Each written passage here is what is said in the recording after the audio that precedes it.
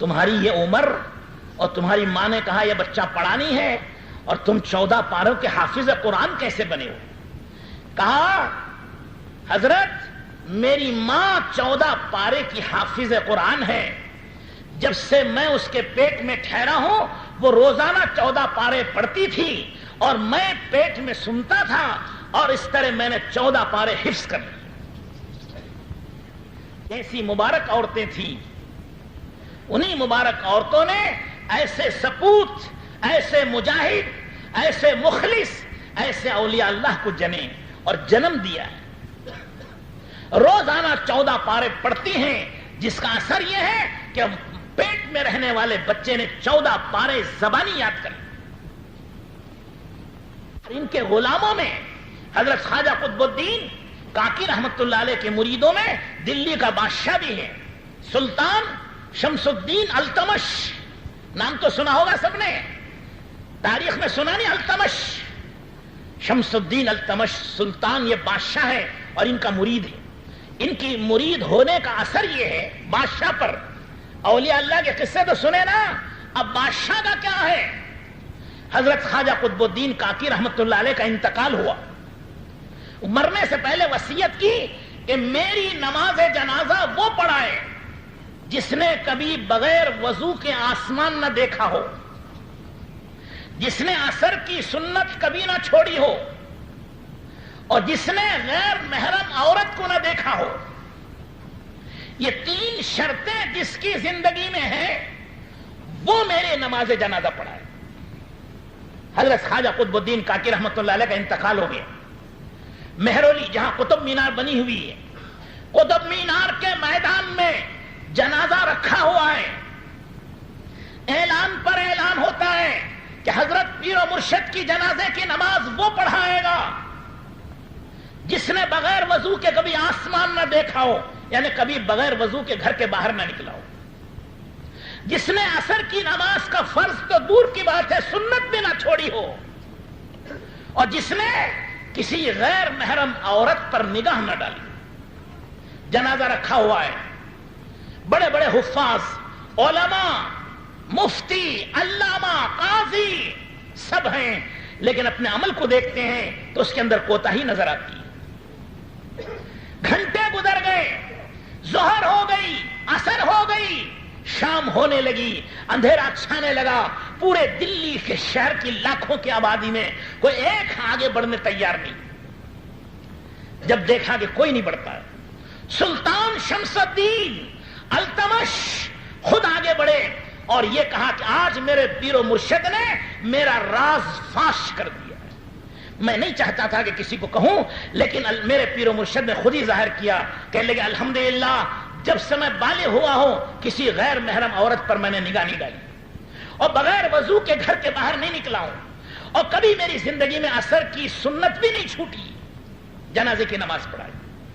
دیکھا آپ نے، دلی کا شہنشاہ، سلطان اعظم، لیکن ایک پیر و مرشد کی صحبت میں رہنے کا اثر یہ ہے کہ ہر وقت باوضو ہیں، ہر وقت فرض کے پہلے کی سنتیں بھی پڑھتے ہیں، فرض بھی پڑھتے ہیں، نفل بھی پڑھتے ہیں، اور نامحرم عورتوں سے بچتے ہیں، ناجائز چیزوں سے بچتے ہیں۔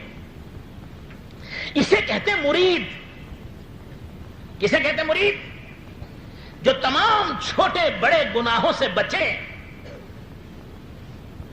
پیر جس کی نظر کرم اور جس کی دعا و توجہ سے تمام سے بچے، اور جب خلافت دیتے ہیں تو یہ 4 کلا پہناتے ہیں، ایک ٹوپی پہناتے ہیں، یہ 4 طرف سے سلی ہوتی ہے اور یہ خاندانی ہوتی ہے، یہ 4 کلیاں ہوتی ہیں اس کی۔ یہ 4 کلیاں کیا ہیں؟ اسے کہتے ہیں 4 کلائے ترک، 4 چیزوں کو چھوڑنے کی ٹوپی۔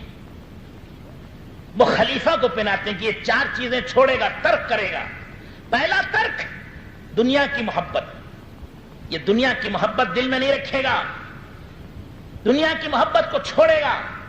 دوسرا ترک آخرت کی جنت کی طلب بھی چھوڑ دے گا، اسے آخرت سے بھی جنت سے بھی کوئی واسطہ نہیں، اسے تو صرف اللہ کی محبت و معرفت سے واسطہ ہے۔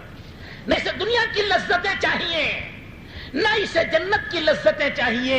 لذت کے لیے عبادت کرنے والا تاجر ہے, وہ تجارت کر رہا, عبادت دے کر جنت کی لذت خریدنا چاہتا ہے. تو بزرگان دین ارے دنیا کے ٹھیکروں پہ کیا مرتے ہیں, وہ جنت کو بھی ٹھوکر مارتے ہیں. پیسے کے لیے در در کی ٹھوکریں نہیں کھاتے, وہ جنت کو بھی ٹھوکر مارتے ہیں. تو چار کلا, یہ چار کلیاں جو ہوتی ہیں تو اسے ترک کرنا پڑتا ہے. ترک کریں گے آپ بھی؟ ہاں, بزرگوں کے چاہنے والے بھی انہی کے نقش قدم پر چلیں. دنیا کی محبت کو دل سے نکالیں, جنت کے شوق کو دل سے نکالیں, مال کی محبت کو دل سے نکالیں, اور حب جاہ, عزت, شہرت, اپنی بڑائی, اس کو دل سے نکالیں. جب یہ چار چیزیں دل سے نکلیں گی تب یہ مرید بنے گا, اور تب یہ خلیفہ بنے گا, مجاز بنے گا. تو یہ بزرگوں کی صحبت کا اثر ہوتا ہے. تو میں نے کہا سلطان التمش دلی کا بادشاہ اور شہنشاہ ہے, جس کی سلطنت یہ پورے ہندوستان میں ہے.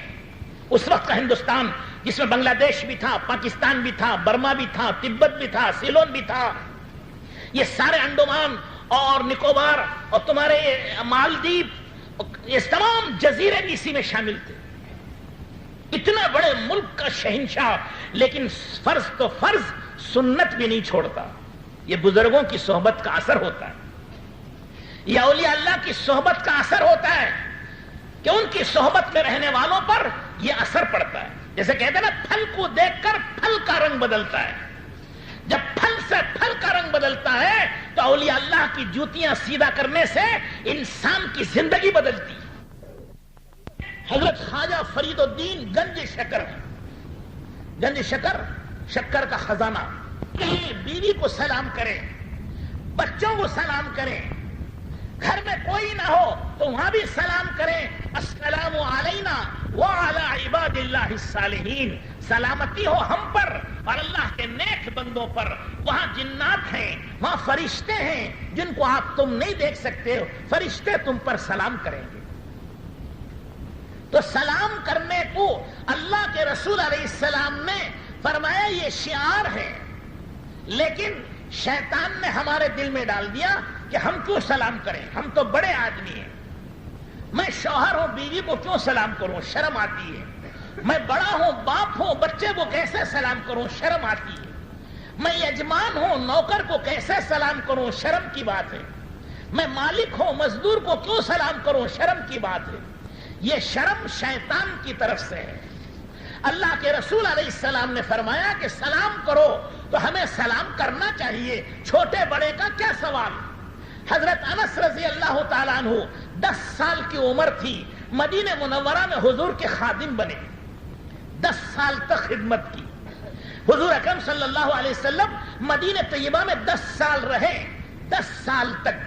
حضرت انس کہتے ہیں کہ میں ہر مرتبہ کوشش کرتا تھا کہ حضور سے پہلے میں حضور کو سلام کروں, لیکن پورے 10 سال کی مدت میں ایک مرتبہ بھی ایسا موقع نہیں آیا کہ میں نے حضور کو سلام کیا, بلکہ حضور اس سے پہلے مجھے سلام کرتے. حضور اکرم صلی اللہ علیہ وسلم کائنات کے سردار و سرتاج ہیں, فرشتوں کے استاد و پیر و مرشد ہیں, فرشتوں کے نبی و رسول ہیں. آپ سے بڑھ کر کوئی نہیں. آپ کے عرش اعظم بھی آپ کی ٹھوکروں میں. بعدس خدا بزرگ تو یہ قصہ مختصر. اللہ کے بعد جو سب سے اونچے مقام والے ہیں وہ آقا رحمت حضرت محمد الرسول اللہ صلی اللہ علیہ وسلم. اور انس ایک چھوٹا بچہ ہے مدینے کا, کوئی نبی نہیں ہے, کوئی رسول نہیں, کوئی عالم نہیں, کوئی بڑا آدمی نہیں. مدینے کا بچہ جس کی عمر 12 سال کی ہے, 15 سال کی ہے, 10 سال سے شروع ہو کر 20 سال تک کی ہے. پورے 10 سال میں یہ نوجوان کوشش کرتا ہے کہ میں حضور کو سلام کروں, لیکن مجھ سے پہلے میرے آقا مجھے سلام کرتے. آپ کب حضور سے بڑے ہو گئے؟ آپ اپنی اولاد کو سلام کریں, آپ اپنی بیوی کو سلام کریں, آپ اپنے نوکر کو سلام کریں, آپ اپنے ملازم کو سلام کریں. یہ سلام تو دعا دینا ہے, دعا دینے میں کیا شرم ہے؟ آپ نے کہا السلام علیکم, کیا مطلب؟ اللہ تعالیٰ کی سلامتی تم پر نازل ہو, ورحمت اللہ اللہ کی رحمتیں تم پر نازل ہو، وبرکات ہو، اللہ کی برکتیں تم پر نازل ہو۔ کیا آپ نہیں چاہتے کہ آپ کے بیٹے کو اللہ کی رحمتیں اور برکتیں ملیں؟ کیا آپ نہیں چاہتے کہ آپ کی بیوی کو اللہ کی طرف سے سلامتی اور برکت اور رحمت ملے؟ کیا آپ نہیں چاہتے کہ کسی مسلمان کو اللہ کی رحمت اور برکت ملے؟ چاہتے ہیں تو یہ دعا ہے، دعا دینے میں کیا حرج ہے؟ اس میں شرم کی کیا بات ہے؟ یہ شرم نہیں، شیطان کا فتنہ ہے۔ حضور اکرم صلی اللہ علیہ وسلم کی سنت یہ ہے کہ آپ علیہ الصلوۃ والسلام بچوں کو بھی سلام کرتے تھے، گھر جاتے بیویوں کو سلام کرتے تھے۔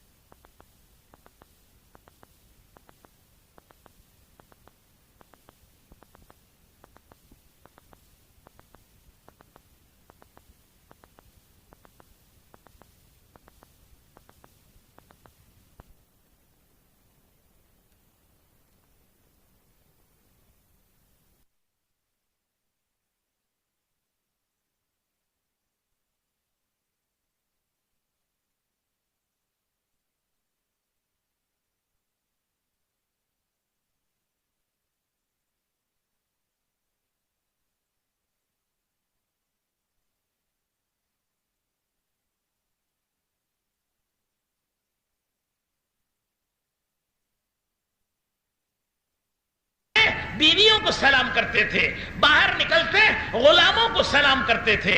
آپ اکثر سلام میں پہل کرتے تھے، انتظار نہیں کرتے تھے کہ کوئی ہمیں سلام کرے۔ ماشاءاللہ، درود شریف پڑھتے رہے سب حضرات۔ اللہم صلی علی سیدنا و نبینا و مولانا محمد و آلہ و اصحابہ کما تحب و ترضى عدد ما تحب و ترضى وبعد الرضا وابدا ابدا یا کریم۔ تو میں کیا عرض کر رہا تھا بھائی؟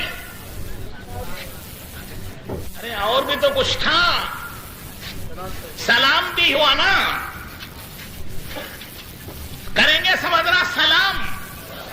ہاں، نبی کریم صلی اللہ علیہ وسلم کا حکم ہے افشوا السلام، سلام کو پھیلاؤ اور ہر ایک کو سلام کرو۔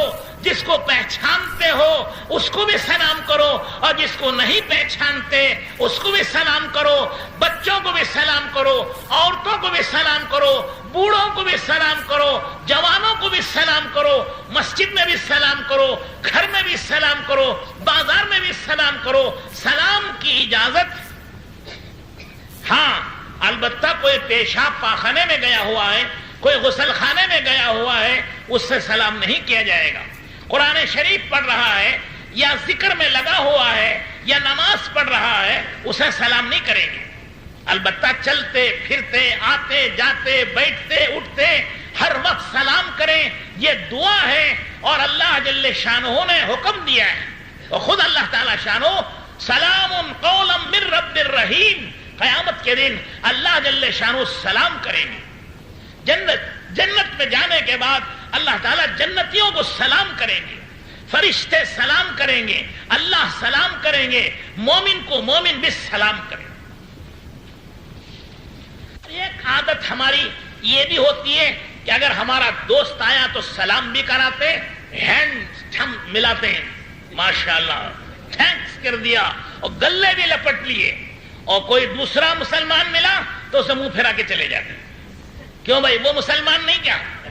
وہ بھی مسلمان ہے۔ سلام کرو، سلام کرو، سلام کرو، دعائیں دو، اللہ جل شانہ وہ دعا تمہیں بھی دیں گے۔ حدیث میں آتا ہے ایک مسلمان دوسرے مسلمان کو دعا کرتا ہے کہ اے اللہ اس کی مغفرت فرما، تو فرشتہ کہتا ہے کہ یا اللہ اس کی بھی مغفرت فرما۔ آپ اس بھائی کو دعا دے رہے ہیں، فرشتہ آپ کو دعا دے رہا ہے۔ کتنی مبارک چیز ہے سلام، بڑا ثواب ہے۔ صرف کہا السلام علیکم، اسے 10 نہیں کیا، وہ رحمت اللہ 20 نے کیا، وہ برکاتہ 30 نے کیا۔ تو اس کے لیے بزرگوں اور دوستوں اور بھائیوں، یہ رسول اللہ صلی اللہ علیہ وسلم کی تعلیم ہے، بزرگان دین کی تعلیم ہے کہ سلام کرو، وَأَطْعِمُوا الطَّعَامَ، کھانے کھلاؤ۔ کیا کرو؟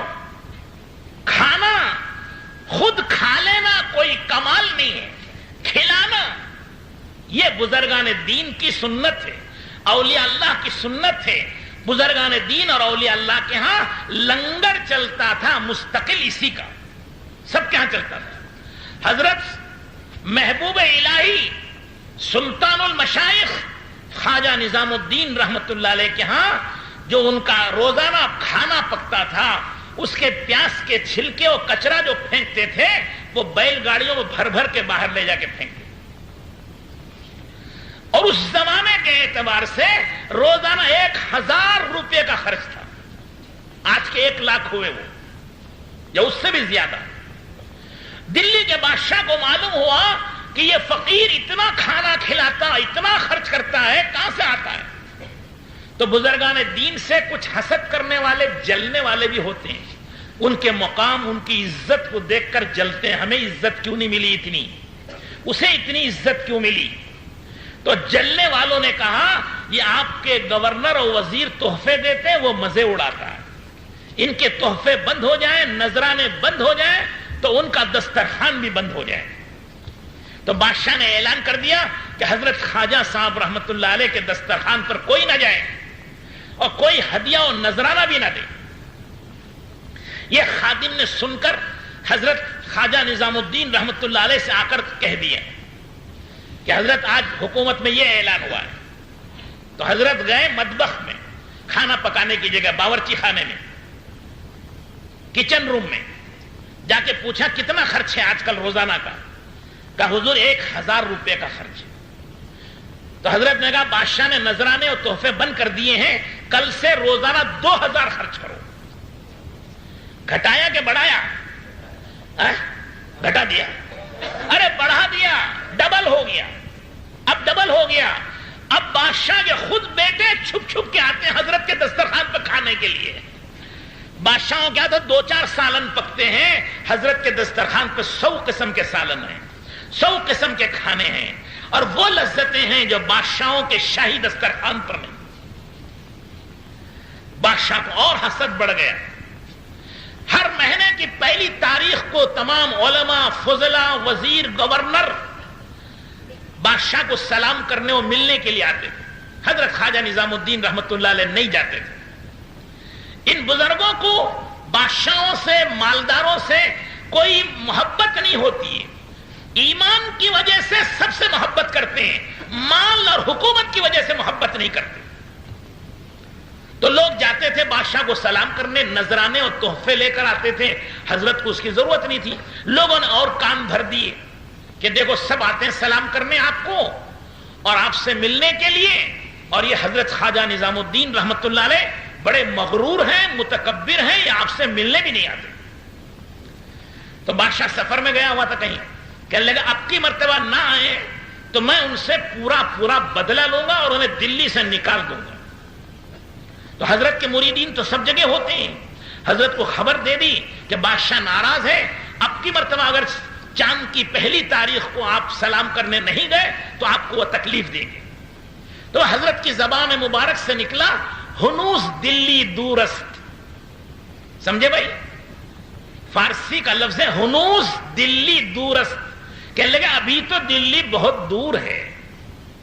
کسی نے کچھ نہیں سمجھا، وہ سمجھے کہ سفر میں ہے، سفر سے دور ہے، لیکن حضرت کی نگاہ کسی اور چیز پر تھی۔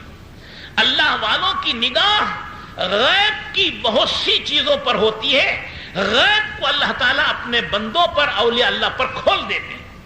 بہت سی غیب کی باتیں جو انسانوں کو نظر نہیں آتی وہ اولیاء اللہ کو نظر آتی، اور اولیاء اللہ اس کو دیکھ کر کہتے ہیں قلندر ہرچ گویت دیدہ گویت۔ قلندر جو کچھ بھی کہتے ہیں وہ اپنی آنکھوں سے دیکھ کر کہتے ہیں۔ حضرت خواجہ نظام الدین قلندر اعظم ہیں، تمام قلندروں کے قلندر ہیں، اور انہیں آگے کی چیز نظر آ رہی ہے۔ کیا نظر آیا؟ کہ وہ دلی پہنچ ہی نہیں سکے گا۔ چنانچہ سفر سے جب واپس آیا وہ دلی دروازے کے قریب، تو دلی دروازے کا شہر میں داخل ہونے کے دروازے پر جو بڑا پتھر تھا خود بخود گرا اور بادشاہ کا سر کچلا گیا اور اسی دروازے پر وہ مر گیا، دلی میں داخل نہیں ہو سکا۔ یہ مطلب تھا ہنوز دلی دورست کا، کہ دلی تو دور ہے، دلی وہ پہنچ ہی کہاں سکے گا جو ہم سے بدلہ لے گا۔ یہ اللہ والوں کی باتیں ہوتی ہیں کہ ان کو وہ نظر آتا ہے جو عام انسانوں کو نظر نہیں آتا۔ اسی طرح اللہ والے قبروں پر جاتے ہیں زیارت کے لیے، اور وہ قبر پر بیٹھ کر قبر میں رہنے والی میت سے بات کرتے ہیں۔